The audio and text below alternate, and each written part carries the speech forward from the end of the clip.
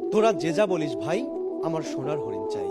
মাননীয় স্পিকার, সেই সোনার হরিণটি হলো আওয়ামী লীগের রাষ্ট্র ক্ষমতা। আর সেই রাষ্ট্র ক্ষমতায় টিকে থাকার জন্য জঙ্গি তকমা, দেশকে জঙ্গি তকমা ছিল আওয়ামী লীগের প্রধান হাতিয়ার। মাননীয় স্পিকার, 2008 সাল থেকে 2024 সাল এই দীর্ঘ 16 বছরে আওয়ামী লীগের শাসন আমলে দেখুন অসংখ্য মানুষ গুম হয়েছে, অসংখ্য মানুষ নির্যাতনের শিকার হয়েছে, মিথ্যা মামলায় জেলের অন্ধকার কুঠুরিতে তাদের দিন যাপন করতে হয়েছে। এর সবকিছুর বেদিমূলে ছিল জঙ্গি তকমা। মাননীয়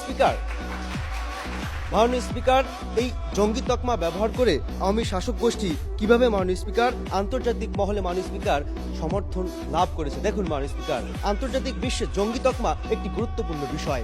যখন তারা পশ্চিমা বিশ্ব, বিশেষ করে মোড়ল রাষ্ট্রগুলোকে তারা দেখাতে পেরেছে যে আমরা জঙ্গিবাদ নিধনে কাজ করছি এবং জিরো টলারেন্স প্রণয়ন করছি, তখন পশ্চিমা বিশ্বগুলো তাদেরকে মানুষ এখানে ডোনেট করেছে, তাদেরকে অর্থনৈতিকভাবে ইকুইপমেন্ট দিয়েছে, তাদেরকে বিভিন্ন ধরনের উপাদান দিয়েছে, যার প্রেক্ষিতে পশ্চিমা বিশ্বের কাছ থেকে আন্তর্জাতিক মহলে তারা একটি সমর্থন লাভ করেছে।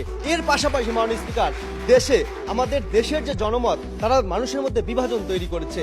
একটি পক্ষকে তারা তাদের নিজেদের দিকে টেনেছে, আরেকটি পক্ষকে বিরোধী দল এবং মতকে তারা মাননীয় স্পিকার দমন এবং নিপীড়ন করার জন্য জঙ্গি তকমা দিয়ে তাদেরকে দূরে ঠেলে রেখেছে, যার প্রেক্ষিতে মাননীয় স্পিকার জাতির মধ্যে বিভাজন তৈরি হয়েছে।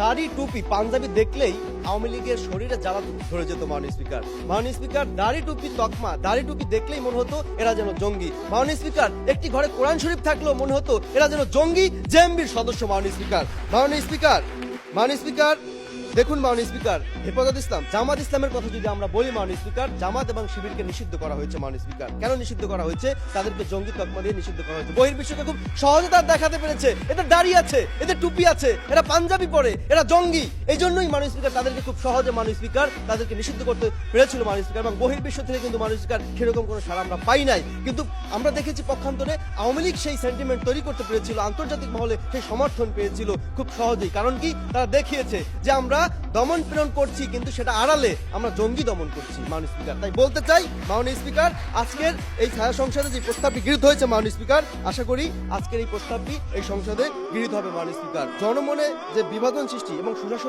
সুশাসনের ব্যর্থতার যে আড়াল মাননীয় স্পিকার, আওয়ামী লীগ উন্নয়নের কথা যে বললো আমরা মাননীয় স্পিকার, সেখানে আওয়ামী লীগ যে কাজটি করেছে, আওয়ামী লীগ মূলত মাননীয় স্পিকার সুশাসনের আড়ালে তাদের যে দুর্নীতি, শিক্ষা খাতের অবনতি, স্বাস্থ্য খাতের অবনতি, এই সবকিছু মাননীয় স্পিকার ঢেকে দিয়েছে শুধু জঙ্গি নাটক সাজিয়ে। মাননীয় স্পিকার শেষ করছে মাননীয় স্পিকার, 30 সেকেন্ডের মধ্যে শেষ করছে মাননীয় স্পিকার। দেখুন মাননীয় স্পিকার, একটি ঘটনা বলছি।